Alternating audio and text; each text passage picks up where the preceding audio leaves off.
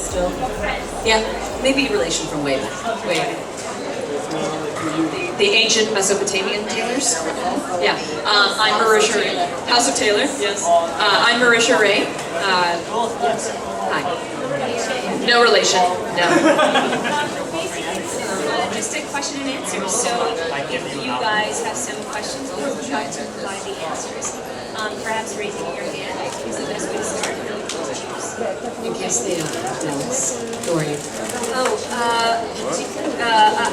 I guess I'm probably best known as playing Ash on Pokémon and playing Ninja Turtles and a bunch of other Saturday morning cartoons and anime stuff. I am probably best known for Ada Wong in Resident Evil 6, Damnation, and Operation Raccoon City, also Jack from Mass Effect. I am the female player voice in the soon-to-be released Fallout 4 game, and also I will be a female captain. I'm missing tomorrow's panel, that's why I was about that, but if you guys are uploading it. Yeah, I'll try to, because I have to rush between the stages, so I might miss. Yes, I'm probably best known for Margaret in Persona franchise. I am also one of the playable female Diamond Dog soldiers in Metal Gear Phantom Pain, which is coming out soon. And I am also Black Widow in a few of the Marvel games as well. And I also do some hosting, so you might have seen me on Superpower Beatdown, where we take superheroes and make them fight. And yeah, one guy who knows what I'm talking about. Yeah, I like you. Yes, and then me and Matthew Mercer, as well as 7 other voice actors, have a show on Geek and Sundry called Critical Role, where we all sit around and play Dungeons and Dragons as voice actors, and it's awesome. You should check it out. Does anyone have questions? Yes, please.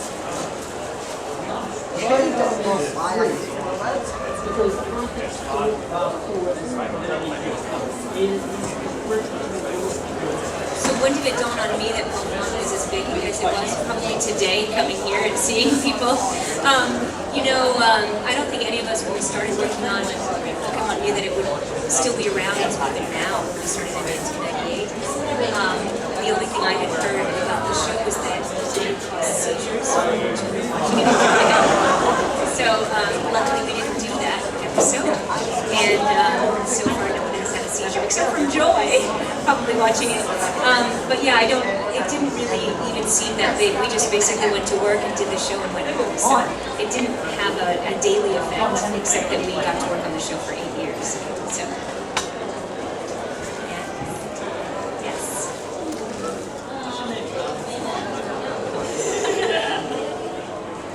Have I played any Pokemon games? I've played any Pokemon, really keeping it old school.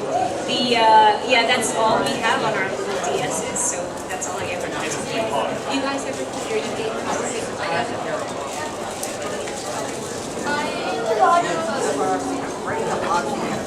It's not that I don't enjoy my game, I just see the age gap. Yeah. But yeah, I've okay. Yeah, gotta catch up. Right? What was the one like a year back in the day where you were like on a safari and you like tried to take pictures of them? Snap. Yes, that one was fun. That was a fun one. Yeah. I'm searching for kiwis. Snap. Yes. Yeah.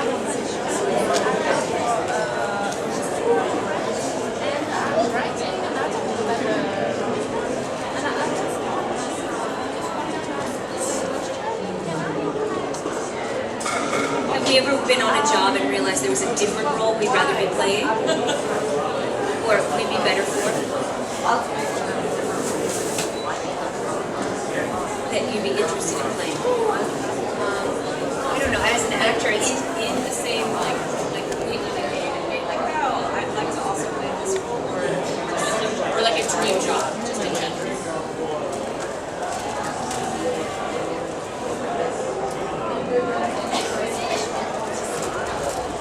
Well, I mean, I think it probably play all the things.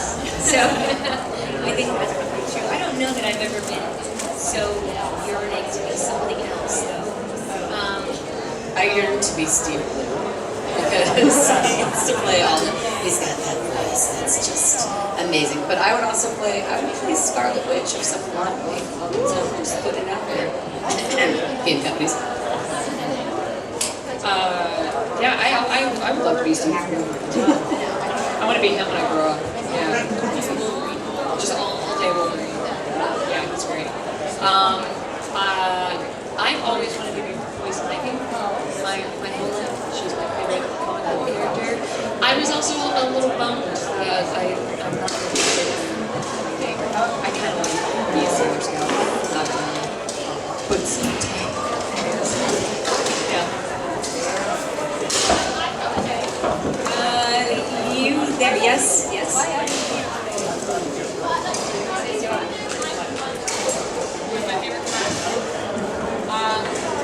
Well, I'm going to be a little bit biased towards druids right now, because that's what I'm playing currently in Dungeons & Dragons 5th edition. Druids for the win, ultimate support class. We got it all. Jack of all trades, it's great. I really enjoy clerics. Clerics are great. I actually, in an alternate campaign, have a dwarf cleric who's lucky. She's Galinda the Lucky. And she's just super headstrong and very superstitious. I was going to say super superstitious. Like for real superstitious. But I mean, I also love rogues. I was a rogue in Skyrim as Aaron's Razor. What's up? 20 times sneak damage. Hello, I'm there. Sorry, what did she just say? I don't know what sneak damage is, but I want some. Alright, that's it. Good job, guys. In the back, speak up, sing out, Louise.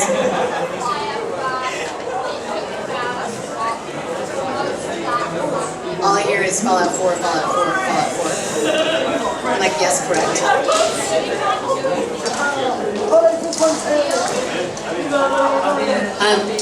So we've been working on it. I started working on it July 12th, 2013, and I think I had my last session. I don't know. They keep saying last session, but on last Monday, which was 2 years and 1 day after we started.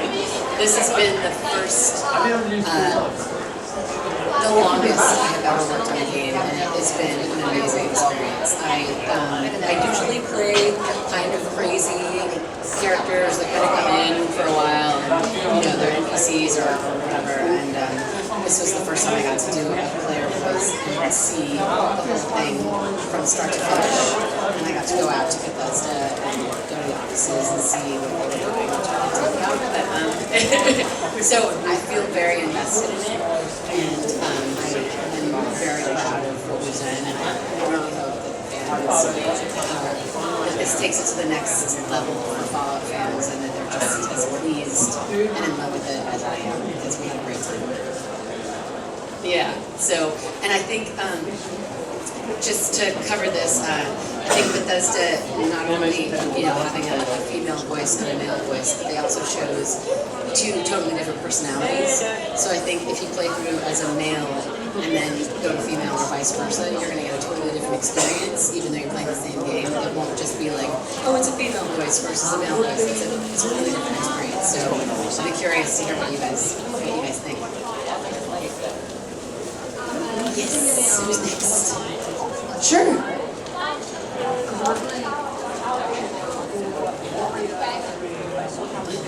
Sorry, Veronica, she'll come back to you.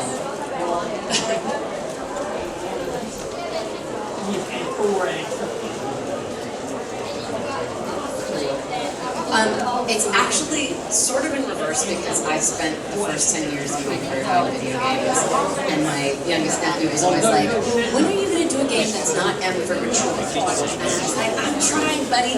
And so I got Skylanders, and I was so excited, but by that time he was old enough that he didn't care about Skylanders, and he was like, when are you going to do a Batman game? And I was like, okay, great. And like the bar keeps getting moved. So I was actually thinking to myself, kids pitch, because everything that I do is pretty this one. But I think the brilliance of the regular show is that there's something for everybody in there. You know, there's different layers of things, and so it's one of those things you watch with your kids and not like that. And also you can watch with your parents. Your parents are cool if they watch regular show, right? And now you can go home like, Starla says, I love you.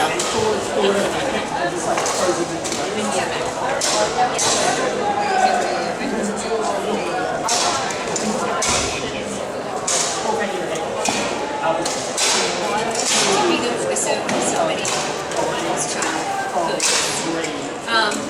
It is really quite humbling, and the fact that I work on a lot of different shows, and some people see and some people don't. I work on a lot of things, and it's the same for all of us. We do so many things, and some things you get recognition for, and some things you don't. But you still go to work and give 100% every day. And so the fact that something that I was lucky enough to be cast in resonated with so many people is just amazing to me. And I feel so incredibly lucky to be able to come to a show like this and actually hear everyone's stories and share that. I've been in your living rooms, and now we're together across the table or here in this room, and to be able to talk about your growing up and my growing up, and it's really neat. But I do think it also shows the importance of all of us showing up every day and giving 100%, because you never know how far your voice or your work or your actions, how far reaching they could be. So the fact that I started in 1998 and here we are in 2015 still talking about it, it's pretty amazing to me.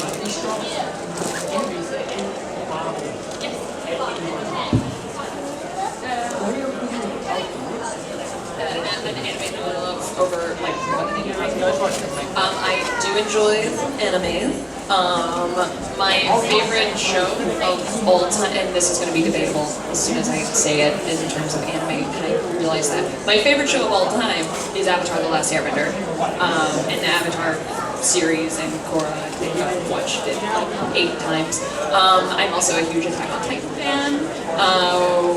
Yes, which is funny. Yes.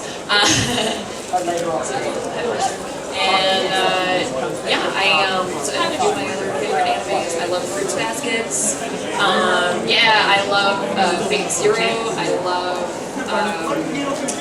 There's a lot. I can talk for a while. I can talk for a while about anime, but that's boring right now. But yes. Let's push you on. The glasses? Yes. Yes, you.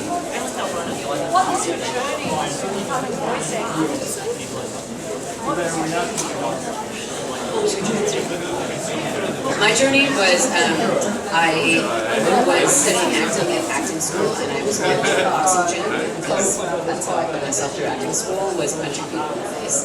And I taught a lot of classes, and my microphone would break, and I got pretty bad vocal cord noise. So when I went to do my audition for the theater school in New York that I was applying to, I did my class monologue, and the guy was like, he's like, your voice is terrible. And I was like, he said, you'll never play Julia with that voice, you have a terrible voice, you have to go and get it checked out by a doctor. So I went back and I was very upset. I left in tears and I left, and I went to my voice and speech teacher at school, and she said, if you have a good voice, you should try voiceover. And I was like, what is this thing? And so she sent me to a class, and when I got there, I was like, oh, I've been doing this forever, because I talk on television all the time, and I sing commercial jingles, and like my nickname, my sister called me Commercial Lady when I was a kid, because I would talk along with all the commercial executives. And I realized, I was like, I've been doing this forever. I've learned this, and I would read books out loud. So I went on an audition, and I booked my first commercial, which was awesome.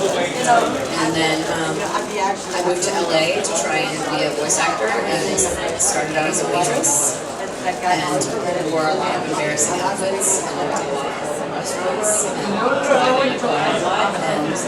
then I got an agent, and they said, the moral of the story is, whatever you're doing, push through. If it's not the thing that you love, just keep going.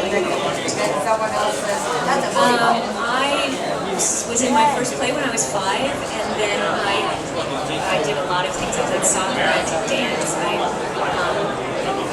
did a million workshops all growing up. I went to college and grad school for acting. I was working on acting companies. So basically my background is as an actor. I did my first voiceover was in the Batman Stunt Show, Great Adventure in New Jersey.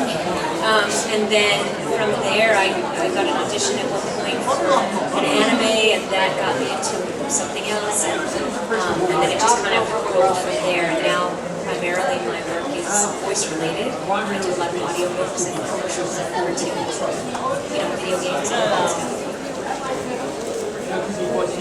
This is weird. I'm actually still fairly at the voiceover. I've really only been working the voiceover angle for about a year, like solidly, a year and a half. And but I started in acting. I did theater on the East Coast, in Chicago, New York, college director as well. And I had a similar thing that Courtney had happened there in the theater in my theater class in college. My voice and speech teacher hated this. I talk naturally in the back of the throat, I have my self-pilot, I have this kind of rasping going on, and they're like, you're never going to, same thing, you're never going to be able to speak to the back row of a 2,000 seat theater. It's not going to happen. And it was like every speech class was a nightmare, and teachers would like, no, what are you doing? And I've also just been a gamer my whole life since I was 3. Love video games. Came to Los Angeles, kind of fell into the video game industry first, and started doing hosting and working for the press side of video games and continued acting. And then sort of just through the contacts that I met through the press and just already having an acting background, I had a lot of people being like, you should do voiceover. And I was like, no, they hate this. And they're like, no, that's different. It's different here. And it's been the path of least resistance that I've experienced thus far in the industry. Like as soon as it started, I started rolling. So same thing. You'll have asshole teachers that'll try and tell you, don't do shit, don't do these things, and push through it. And because a lot of times they're wrong, and you never know what they're doing. And I would just say this, it doesn't just it's the thing that makes you not like everybody else, and then maybe you get teased for or maybe you're talking about something. It's usually the thing that would make people say, so don't believe that. Actually, that was yes.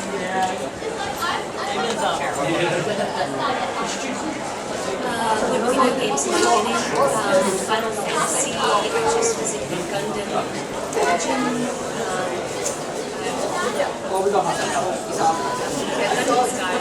I sang the hit song Gundam Style. I made a video game out of it. But I did a lot of Pokémon video games, all the cartoons that I was on with the video games. I don't know, I've done some other ones also, but sometimes they tumble into it. So, but those are probably the most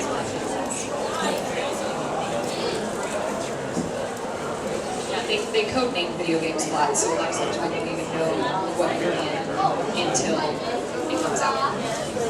Man, and then you're like, What? Oh, or Hadouken! Oh. because I don't play any video games, nor do I get a copy of it. Sometimes I never do. It's a tough answer. It's not what were you hoping I worked on? No, maybe. Next. Yes.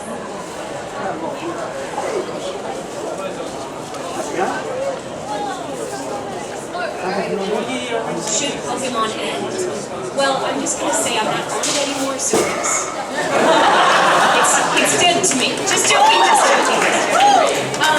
No, honestly, I would love it. I think someone came up with this idea, and I would love it if the last episode was Ash waking up, like the old Bob Newhart show, and he woke up. And he was like, yeah, it's been a whole dream. He's like, oh man, how did I get here?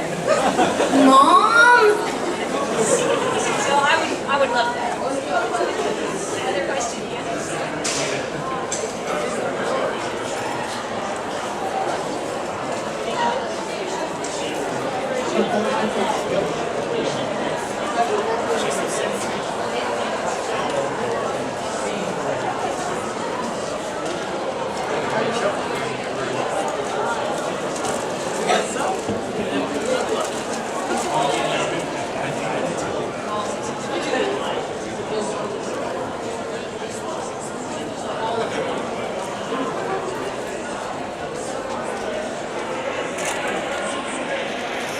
Well, it's pretty standard to sign a non-disclosure agreement. Oftentimes now we have to do it when we audition for games. So the fact that that Fallout didn't get, like, that was the hardest bit. I mean, like, people would be like, what are you working on? Like, I was working all the time, and people are like, what are you working on? I'm like, I don't know. And I actually didn't know for the first couple weeks. Like, I'm fairly blissfully unaware because I tried not to kind of dig, because you never know what's considered a spoiler, especially if you're coming into, a lot of the things that come into are pre-existing franchises, and so I don't know what's considered a spoiler or not. So I try and keep my mouth shut. They're pretty hardcore NDAs. But you also don't want to be, I'm one of those people that, like, people will try and trip you up, you know, and I always am like, do you really want to know what your Christmas present is in November? Like, you know, hold tight, because it's going to be way more awesome if you don't know, and then you're just like, man. So I don't understand why people, like, do spoilers and stuff, but sometimes, you know, we are allowed to talk about it. Sometimes they'll let certain people talk about things. When I worked on Resident Evil 6, Matt Mercer, who was Leon to my Ada Wong, he was actually allowed to talk about more stuff than I was, because they wanted Ada to be more mysterious. And so it went with the character, and they just didn't want that. And you just have to kind of respect. A lot of times as actors, we don't know what there's a few games out now, well, not out now, gotta be careful here, that have sort of the stars, like the on-camera actors, announced, but they haven't announced us. So you have to be really mindful, and a lot of times they'll just say you can't talk about it at all until it comes out. But sometimes, like, I could tell you half the cast of Fallout 4. But you know what I mean? Like, so Ryan and I get to talk a little bit about it, but there's like a whole host of amazing people out there that you guys will be stoked when it comes out, and that's the way they want it.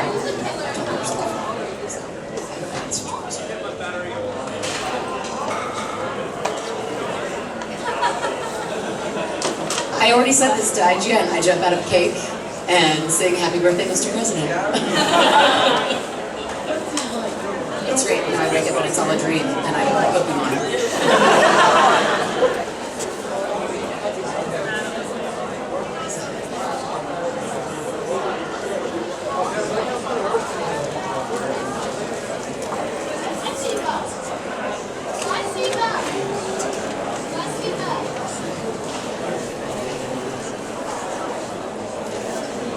Oh yeah.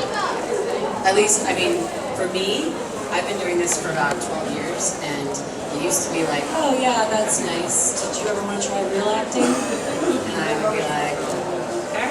And I'm like, nope, no punch. Now it's very much the opposite, where I will be hanging out with real actors, and they will be like, I want to do what you do. And I'm like, really? No. And definitely, I mean, anything that makes that much money. I mean, the games pull in a huge amount of money now, and so I sort of got it when Time covered Fallout 4, and I was like, oh god, this is really good. And that sort of stuff is new, and I definitely get that people wanting to do. There's always been people who are interested in voice acting, but now there's a whole slew of people that are like, I really want to get into that, which is definitely fun. You agree? Veronica agrees.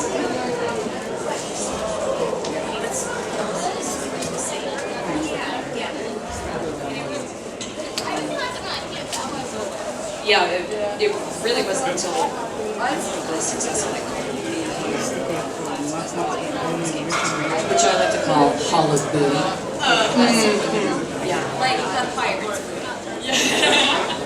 Yeah, like a ton of money.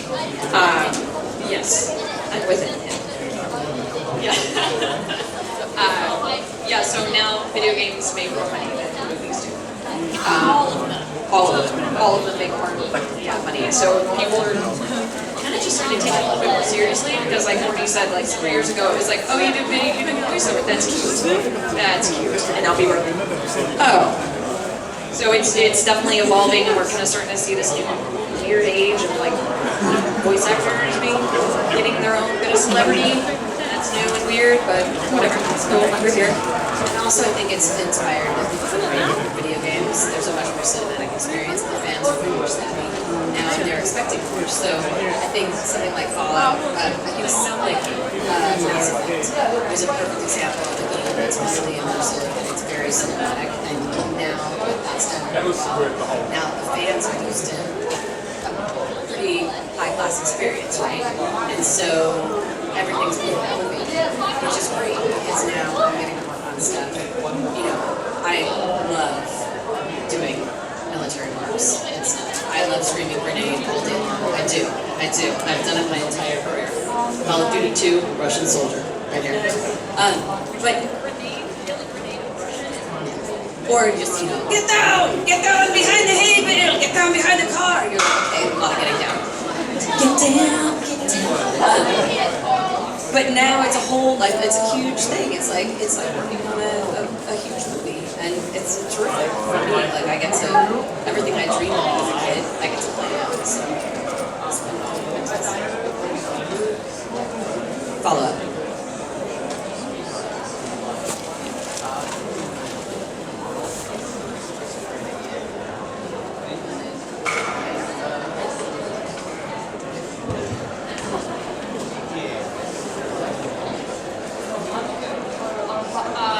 Excellent question. Yeah, I think so. I've actually been talking about my parents with this a lot here lately. My parents went to like a pop culture con in like Indiana, and for the first time saw there was a bunch of like YouTube celebrities there, and they saw the insanity of how people treat YouTube talent sometimes. And my parents were like, "Oh, this is what you've been doing your whole career." Yeah, they're like, "We didn't." It's kind of the same thing. They were like, "We didn't know. We weren't taking this seriously." They were kind of like, "That's cute, Marisha." So I kind of started in web because I saw the trend changing. Cable television is suffering right now. Web is going to be the new thing, and I'd like to think that I tried to be ahead of the curve. I don't know. We'll see. We'll find out. It's kind of a wild west right now. It's transitioning, and all the cable companies are freaking out because no one wants to spend $40 for a cable package when you can just get exactly what you want and you don't need 100 other channels. So it's been good. I mean, even our like the Critical Role, we didn't realize the success of how many people were watching that until honestly a few weeks ago. So it's new and fun and it's kind of a wild west, but it's cool. I'm into it.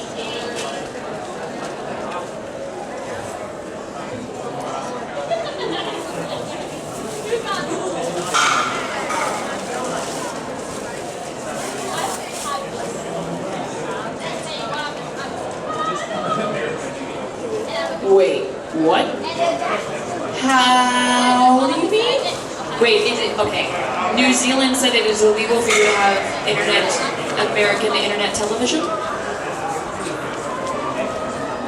Like Twitch? What? Why?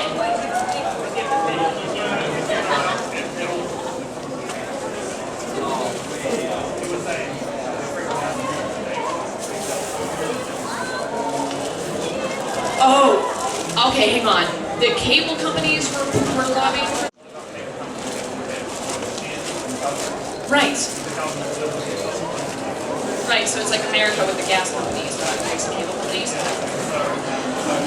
Weird.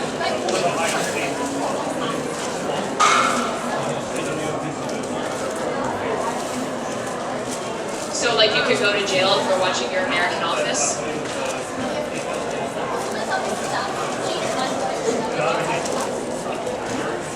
Yeah.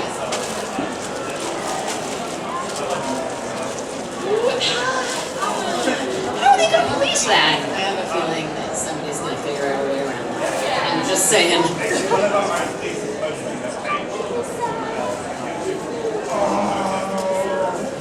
Yeah. Yeah, wow, weird. I'm sorry.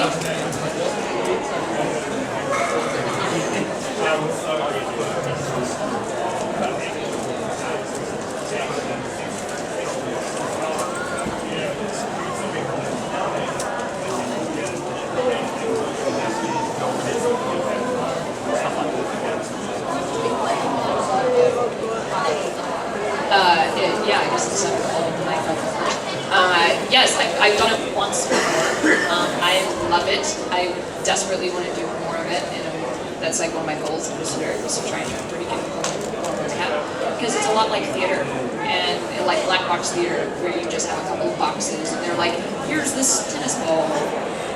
This is, you know, this priceless artifact that your grandmother gave you. And you're like, cool, awesome tennis ball. It's a lot of fun. Yeah, it's great. And Courtney's done a lot more of it. I did face cap for Fallout, and that's very common now to have a camera while you're doing it. It used to be for just the flat matching.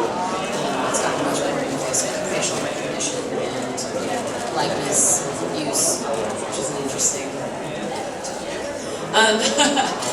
and motion capture it's phenomenal. I've worked on a few games now, and it's really fun because I like fights and weapons and stuff like that, so it's really fun to run around. It feels like when you're a kid and you're playing console or whatever. You're a big kid, and it's like big kid friends, and you got big kid stuff to hit them with, so, but safely. So I think that is definitely the way the industry is moving, is it really serves them to get it sometimes takes 3 people for Ada Wong, who is a motion capture actor, with me doing facial to her body in reverse. So I'm watching a screen and she's going this way and I'm going this way, and having to do the lines. It's very labor intensive, so if you can get one person to do all of it, just like on camera, it makes sense.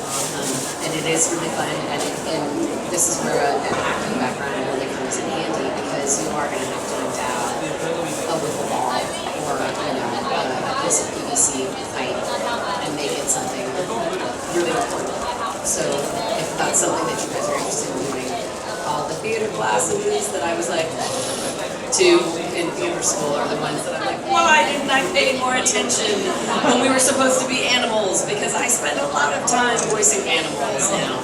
And like maths class where, all the physicality, voices, music, whatever.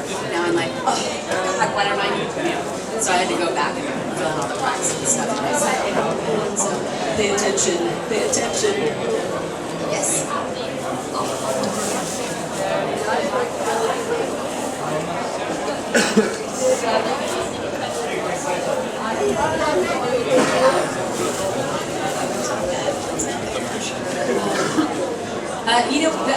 I hate to do the I love all my children equally thing, but as far as best goes, best is a tricky question, because with each I've gotten to do something pretty different, either a different accent, different attitude, with Ada Wong getting to do that facial capture to somebody else's body movement while it was it was an incredible experience to get that under my belt. Jack was from Mass Effect, was probably the easiest character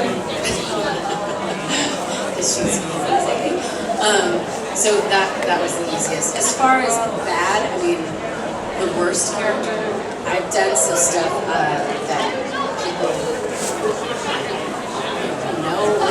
I think I could have probably gone back to female characters and done better accents, or done, you'll always go back and be like, oh, I wish I really that take. I pick things apart. Yeah.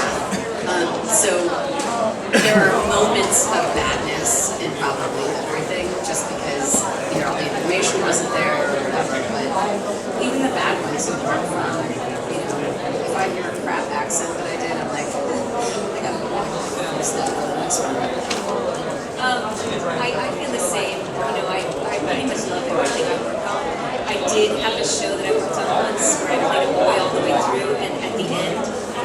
was a girl disguised as a boy.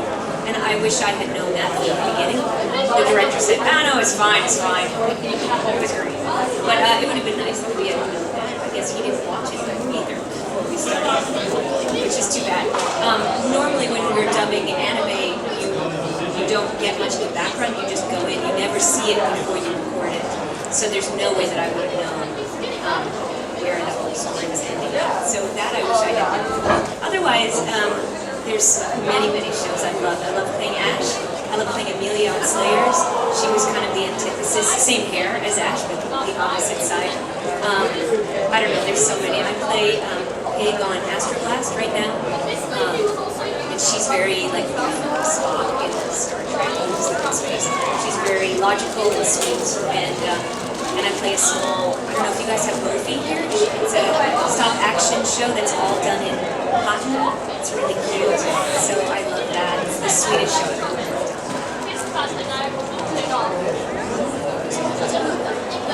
Murphy? Yeah. On the internet. No, watch it before September 1st. Yeah. Yeah, same as the film. Every character is a learning experience, and it's hard to be like, it's such a, I mean, to kind of echo what Veronica was saying earlier, when you go in to the booth, you give 100%, no matter what, you know, and yeah, it's always, I don't know, I think as a voice actor, every time I book a role, I know I appreciate it, no matter if it's a crowd role or not, because there were more than likely probably 300 other women who also would have loved to be in that booth. So you don't take any of them for granted. And yeah, I mean, I have a few favorites. I mean, Margaret's definitely near and dear to my heart because I recorded her for great work. Doing Melmere was amazing. I'm a fan. But, and yeah, I mean, I definitely have some like bad ones. Like you said, I think having context is one of the most heartbreaking things is when you go back and you watch the film, because you're generally handed a script and you have to bust through 200 lines in an hour, and the director might be like, yeah, this is what's happening, and you're like, okay, I got a vague idea, and then you might go back and watch a show later and be like, I wish I would have known that. I wouldn't have been screaming my head off when we were just in a coffee shop. So yeah, but everything's a learning experience, and they're all great. And crap is in the eye. You know, I've had great roles that I thought were great. It's like, okay, it's crap. I like Sergeant Hammer. I love her. And apparently people don't like Sergeant Hammer in Heroes of the Storm. That was a great time doing that. It was just like, what, baby? You don't like Sergeant Hammer? I'm coming to kick your butt! And everyone's like, that's really good. Alright, I like that.